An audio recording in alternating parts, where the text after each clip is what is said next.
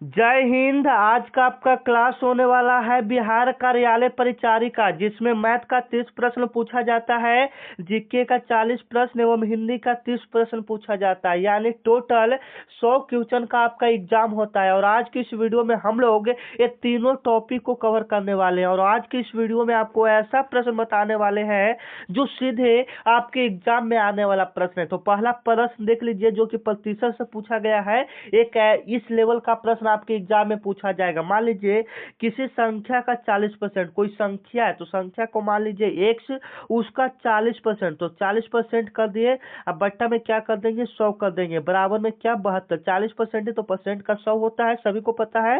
ठीक है, अब यहाँ से देखिए हम इसको कट करते हैं। 1 0 से 1 0 कट होगा, 18 चौक 72 कटेगा, तो x बराबर क्या हो गया, 180 हो गया। ठीक है ना। जिसका नौकरी होता है, जो नौकरी की तैयारी करते हैं, जिनका सिलेक्शन हो जाता है, वो बस अलग नहीं करते हैं, वो एक चीज को ही डेली रिवाइज करते हैं, रोजाना पढ़ते हैं। आप जैसा नहीं कि आज वीडियो देखे कल वीडियो नहीं देखेंगे। ठीक है ना। डेली अगर रिवाइज आप भी करते हैं, डेली अगर आप भी पढ़ते हैं, तो आपका भी सिलेक्शन जरूर होगा। सिलेक्शन जिसका नौकरी लगता है ना, वो आप और हम ही जैसे लोग होते हैं। ठीक है ना। बस फर्क ये रहता है वो डेली मेहनत करते हैं। ठीक है ना। तो आप लोगों को भी डेली मेहनत करना होगा। ठीक है ना। तो डेली मेहनत करवाने के लिए हम हैं, तो चैनल को सब्सक्राइब कर लीजिए। ठीक है ना। उससे पहले आप मैथ की तैयारी देखिए, मैथ में कहाँ कहाँ से प्रश्न पूछा जाता है। आप घर पर भी इसका तैयारी कर सकते हैं। 15 टॉपिक से आपके एग्जाम में मैथ का प्रश्न पूछा जाता है। ठीक है ना। देखिए, प्रतिशत हो गया, परसेंटेज हो गया, प्रॉफिट लॉस लाभ हानि हो गया, डिस्काउंट हो गया, साधारण ब्याज सिंपल इंटरेस्ट हो गया, एवरेज हो गया, टाइम एंड डिस्टेंस समय और दूरी हो गया, एलसीएम एचसीएफ हो गया, नंबर सिस्टम हो गया। ये सबसे प्रश्न आपके एग्जाम में पूछा जाता है। ठीक है ना। ये सब चैप्टर जो आपका है, यहाँ से प्रश्न आपके एग्जाम में पूछा जाता है। ठीक है। तो इसको अच्छे से आप देख लीजिएगा। ये 15 मुख्य टॉपिक है जहां से बीएसएससी के एग्जाम में प्रश्न पूछा जाता है। तो पहला क्वेश्चन तो आपका प्रतिशत से ऐसा प्रश्न पूछा जाएगा। ठीक है, क्लियर हो गया। अब लाभ और हानि से देख लीजिए कि कैसा प्रश्न आ सकता है। ठीक है, तो लाभ हानि से ऐसा आपको प्रश्न आएगा। ठीक है ना। किसी वस्तु पर 25% लाभ पाना है। ठीक है, किसी वस्तु पर मान लीजिए कि 25% लाभ पाना है और उसे 720 रुपया में बेचना है। मतलब विक्रय मूल्य कितना, 720 रुपया। तो क्रय मूल्य बराबर, तो ऐसे स्थिति में आपको कैसे बनाना है, तो क्रय मूल्य बराबर एक फॉर्मूला याद रखना है। ठीक है ना। सीपी हम लिख देते हैं इंग्लिश में शॉर्ट में, एसपी इंटू 1 प्लस पी बटा 100। इसका मतलब ये हो गया कि सीपी का मतलब क्रैमुल बराबर विक्रैमुल इंटू 1 प्लस लाभ प्रतिशत बटा 100। अगर यहाँ पर लाभ है तो प्लस है, नहीं तो हानि है तो माइनस। ठीक है, इस फॉर्मूला पर इसको आप बैठा के सॉल्व कर सकते हैं। मान लीजिए कि विक्रैमुल 720 है, 720 लिखते हैं, 1 प्लस 25 बटा कितना हो जाएगा, 100 हो जाएगा। जब आप इस प्रकार से सॉल्व कीजिएगा तो इसका जो राइट आंसर आएगा कितना आएगा, 600 आएगा। ठीक है, क्लियर यहाँ से हो गया।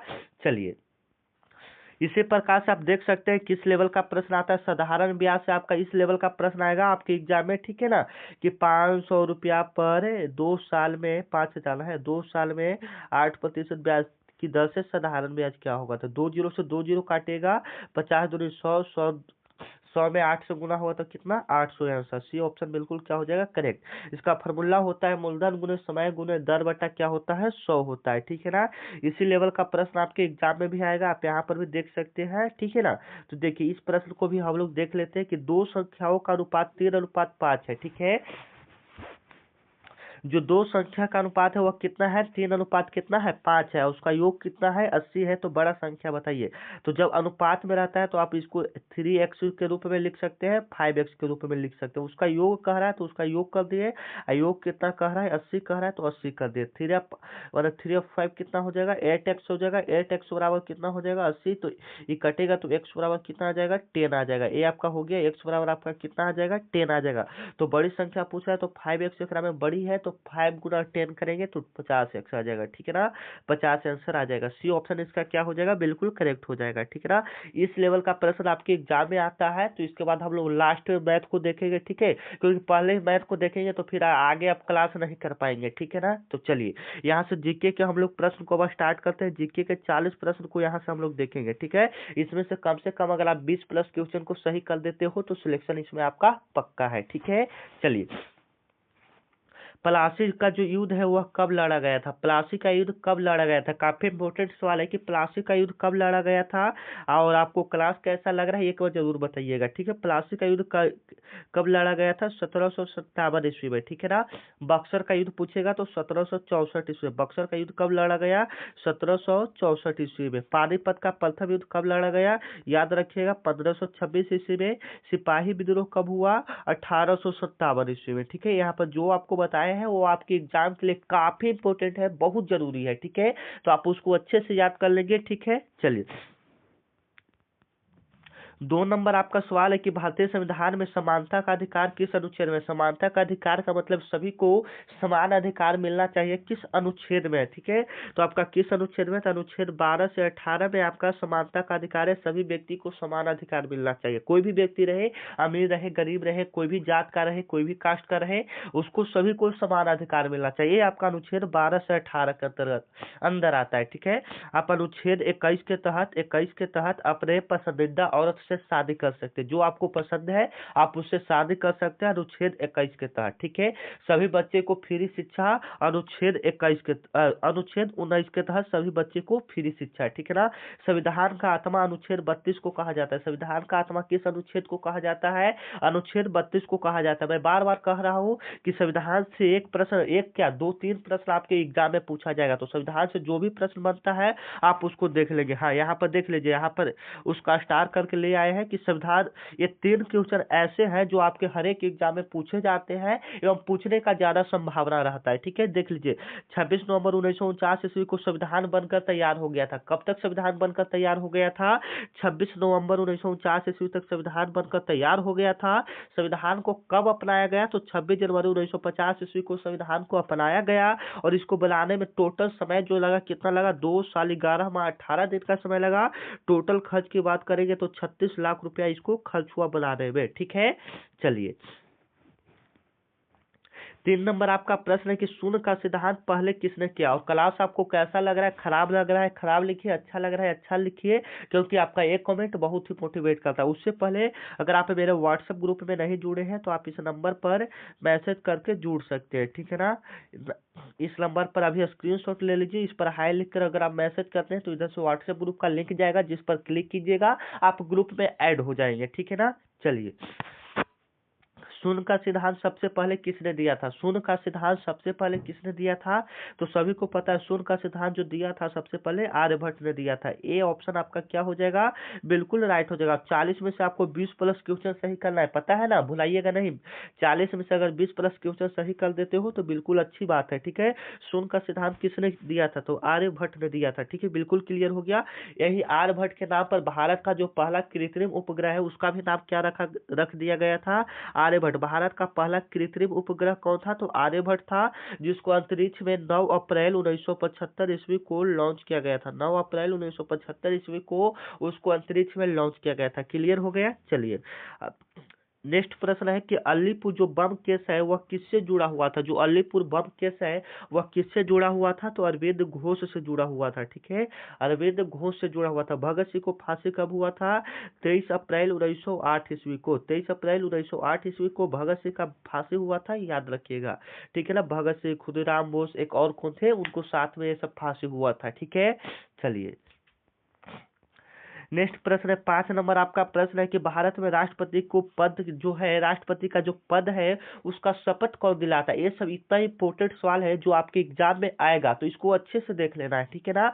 और क्या बोलते हैं, अगर नए हैं तो चैनल को अभी सब्सक्राइब कर लीजिए, क्योंकि यह चैनल आपका जब तक साथ देगा, जब तक आप पढ़ाई करते रहेंगे, जब तक आपका नौकरी न लग जाए, जब तक आपका सिलेबस, मतलब सिलेबस क्या, जब तक आपका नौकरी न हो जाए, जब तक आपका मतलब पढ़ाते रहेंगे आपको, ठीक है ना। बस रिक्वायरमेंट यह है कि आप चैनल को सब्सक्राइब कर लीजिए, ठीक है ना। चलिए भारत में राष्ट्रपति की पद की शपथ कौन दिलाता है?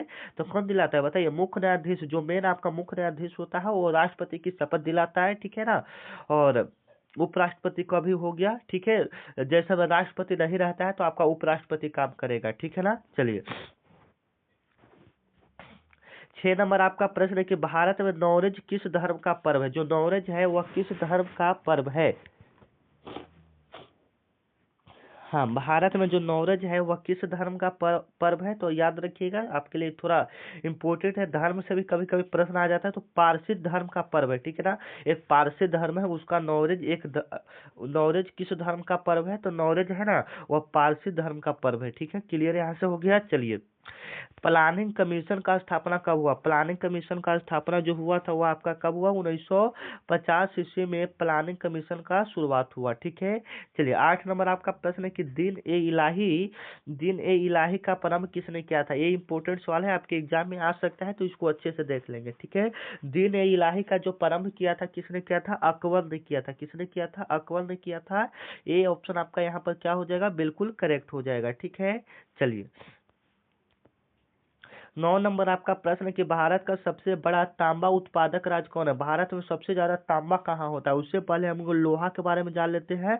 लोहा सोना सबसे ज्यादा भारत में कहाँ होता है, तो लोहा सोना की बात करेगा तो भारत में सबसे ज्यादा कर्नाटक में होता है। क्लियर, याद रखिएगा, कहाँ में होता है, कर्नाटक में होता है, ठीक है। अगर पूछ दे यहाँ पर तांबा पूछ रहा है तो आपका राजस्थान हो जाएगा, बी ऑप्शन आपका क्या हो जाएगा, बिल्कुल करेक्ट हो जाएगा। मैग्नेज पूछेगा तो ओडिशा हो जाएगा, ठीक है। झारखंड में आपका कोयला हो जाएगा, ठीक है।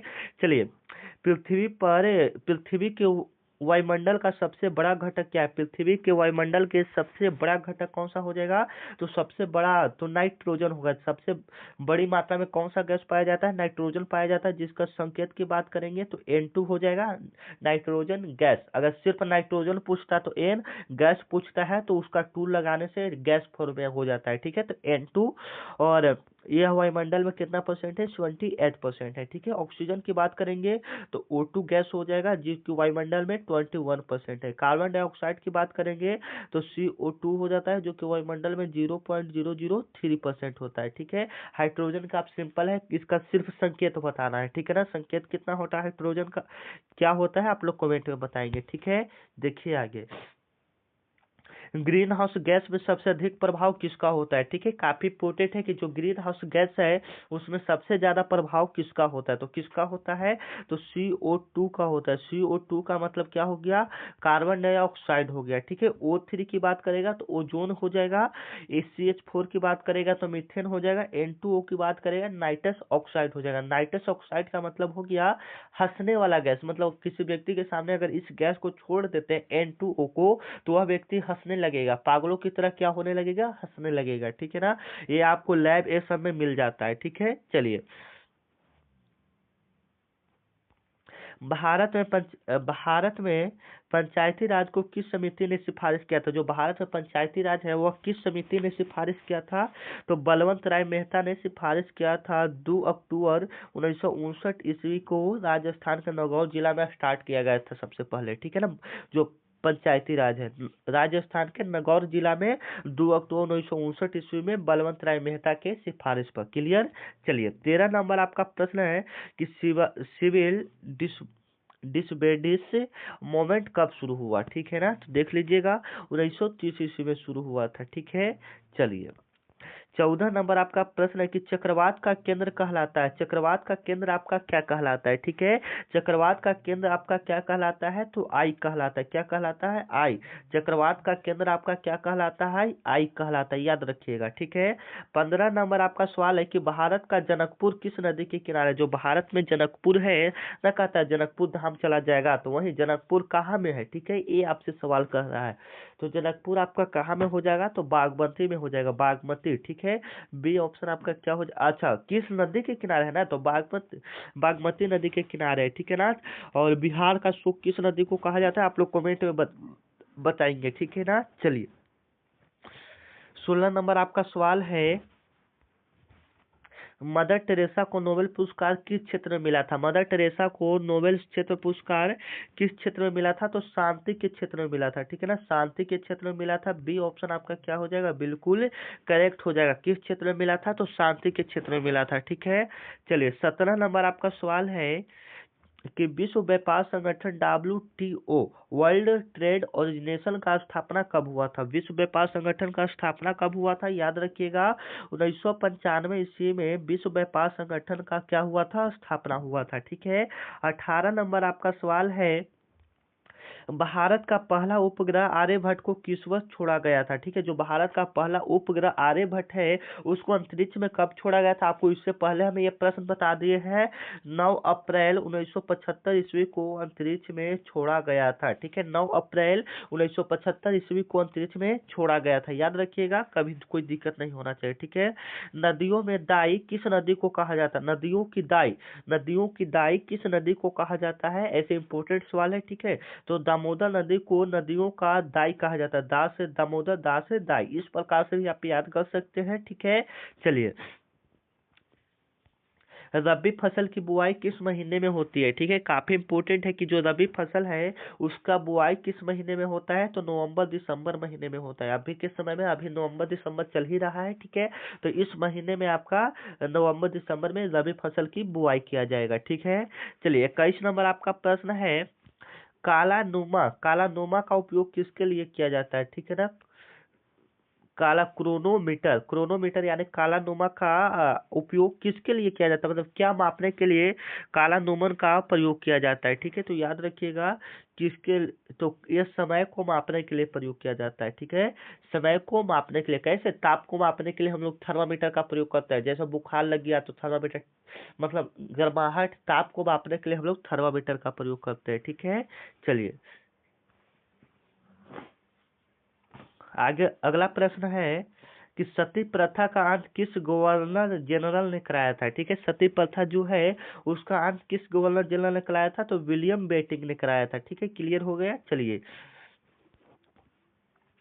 नेफ्ट में ई का मतलब क्या होता है? नेफ्ट में ई का मतलब क्या होता है? ये इंपॉर्टेंट सवाल है, आपके एग्जाम में पूछा जाएगा। ठीक है, तो नेफ्ट में ई का मतलब होता है इलेक्ट्रॉनिक। क्या होता है? इलेक्ट्रॉनिक होता है। ठीक है, चलिए 24 नंबर आपका प्रश्न है कि विश्व का सबसे बड़ा रेगिस्तान कौन सा है? विश्व का सबसे बड़ा रेगिस्तान कौन सा हो जाएगा? सहारा रेगिस्तान हो जाएगा। ठीक है ना, ये बी वाला प्रश्न आपका क्या हो जाएगा? बिल्कुल करेक्ट हो जाएगा। विश्व का सबसे बड़ा रेगिस्तान सहारा रेगिस्तान हो जाएगा। ठीक है, क्लियर। 25 नंबर आपका प्रश्न है कि मेंडलीव किसके लिए प्रसिद्ध है? जो मेंडलीव है वह किसके लिए प्रसिद्ध है? तो किसके लिए प्रसिद्ध है आप लोग बताएंगे? मेंडलीव किसके लिए प्रसिद्ध है? वर्गीकरण के लिए प्रसिद्ध है। ठीक है ना, और जो भी क्लास आपको चाहिए एक बार कमेंट में लिख देंगे कि हाँ सर मुझे इसका क्लास चाहिए, मैथ हिंदी जो भी चाहिए उसका लिख दीजिएगा, वर्गीकरण के लिए। ठीक है ना, या धातुओं को अच्छे तरफ से बांट दिया था। ठीक है ना, चलिए, हेमोग्लोबिन में कौन सी धातु होती है? पूछ रहा है कि हेमोग्लोबिन में कौन सी धातु होती है? तो क्या होता है? लौह धातु होता है। कौन सा धातु होता है? लौह धातु होता है। ठीक है ना, हेमोग्लोबिन में, जिसके कारण क्या होता है? खून लाल होता है। ठीक है, बिहार का सबसे बड़ा जिला क्षेत्रफल के अनुसार कौन सा है? तो क्षेत्रफल के हिसाब से पश्चिमी चंपारण, और पॉपुलेशन यानी जनसंख्या के हिसाब से आपका क्या हो जाएगा? पटना हो जाएगा। ठीक है, क्लियर। चलिए, आचार्य विनोबा भावे किस आंदोलन से जुड़े हुए थे? ठीक है, ये काफी इंपॉर्टेंट है कि आचार्य विनोबा भावे किस आंदोलन से जुड़े हुए थे? तो याद रखिएगा भूदान आंदोलन से जुड़े हुए थे। ठीक है ना, चलिए 29 नंबर आपका प्रश्न है कि जल ऊर्जा का सबसे बड़ा स्रोत कौन सा है? जल ऊर्जा का सबसे बड़ा स्रोत क्या है? तो बहाकल नागल परियोजना है। ठीक है ना, इससे बहुत जल का ऊर्जा, यहाँ से जल का ऊर्जा मतलब जल से बिजली बनाया जाता है सबसे ज्यादा यहीं से। ठीक है ना, मतलब एक साइड से जल गिर रहा है, वहां से पवन चक्की नच रहा है, उधर बिजली तैयार हो रहा है। ठीक है ना, चलिए 30 नंबर आपका प्रश्न है, ओजोन परत किस परत में होती है? जो ओजोन परत होती है वह किस परत में होती है? तो स्ट्रेटोस्फियर में होता है। ठीक है ना, ये बी वाला ऑप्शन क्या हो जाएगा? बिल्कुल करेक्ट हो जाएगा। ठीक है ना, ये बी वाला ऑप्शन बिल्कुल करेक्ट हो जाएगा। ठीक है ना, 31 नंबर आपका प्रश्न है, साइमन कमीशन भारत कब आया था? काफी इंपोर्टेंट है, आप लोग भी जवाब देंगे।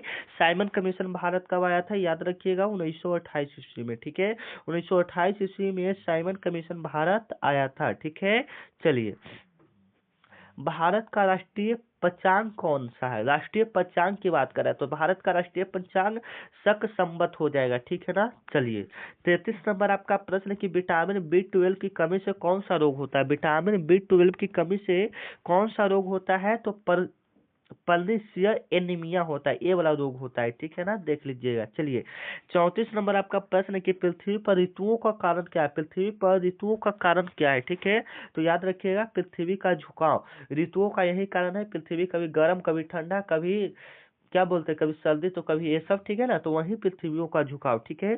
सुभाष चंद्र बोस का जन्म कहाँ हुआ था, काफी इंपॉर्टेंट है। सुभाष चंद्र बोस का जन्म कहाँ हुआ था, तो कटक में हुआ था। कटक आपका कहाँ में है, ओडिशा में है, ओडिशा में है, ठीक है ना। चलिए, कावेरी जल विवाद जो है किस दो राज्यों के बीच है, ठीक है ना। कावेरी जल विवाद किस दो राज्यों के बीच है, तो कर्नाटक एवं तमिलनाडु के बीच है, ठीक है, याद रखिएगा। चलिए, 37 नंबर आपका प्रश्न है कि भारत छोड़ो आंदोलन कहाँ से आरंभ हुआ था। भारत छोड़ो आंदोलन आपका मुंबई से स्टार्ट किया गया था 1942 ईस्वी में। 9 अगस्त 1942 ईस्वी में भारत छोड़ो आंदोलन स्टार्ट किया गया था महात्मा गांधी जी के द्वारा, ठीक है। चलिए, नेक्स्ट प्रश्न है कि किस धातु को किंग ऑफ मेटल कहा जाता है। किस धातु को किंग ऑफ मेटल कहा जाता है, मतलब ओकरा मेटल का राजा कहा जाता है, ठीक है ना। बताइए किसको कहा जाता है, तो सभी को पता है, कोई भी चीज रहेगा तो लोहा का सबसे ज्यादा, ठीक है ना। चलिए, विश्व बैंक का मुख्यालय कहाँ है, विश्व बैंक का मुख्यालय कहाँ है, याद रखिएगा वाशिंगटन डीसी में है, ठीक है ना। 40 नंबर आपका प्रश्न है काजीरंगा राष्ट्रीय उद्यान क्या है। राष्ट्रीय उद्यान से भी एक दो प्रश्न आपके एग्जाम में कभी कभी देखने को मिल जाता है, तो आप इसको याद रखिएगा। काजीरंगा कहाँ में है, असम में है, याद रखिएगा। या दुधवा पूछ दे या मानस पूछ दे, ये सब याद रखिएगा, आपके एग्जाम के लिए काफी इंपॉर्टेंट है, ठीक है ना।